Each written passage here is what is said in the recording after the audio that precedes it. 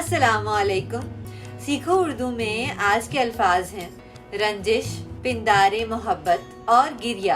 रंजिश यानी कशीदगी या किसी से खफा हो जाना और अनप्लेजेंटनेस बिटवीन पर्सन्स। पिंदारे मोहब्बत यानी मोहब्बत का गुरूर या फख्र और प्राइड ऑफ लव। गिरिया यानी आंसू बहाना या रोना और वीपिंग। अहमद फराज साहब के चंद खूबसूरत अशार पेश खिदमत हैं। रंजिश ही सही, दिल ही दुखाने के लिए आप फिर से मुझे छोड़ के जाने के लिए किस किस को बताएंगे जुदाई का सबब हम। तू मुझसे खफा है तो जमाने के लिए कुछ तो मेरे पिंदारे मोहब्बत का भरम रख।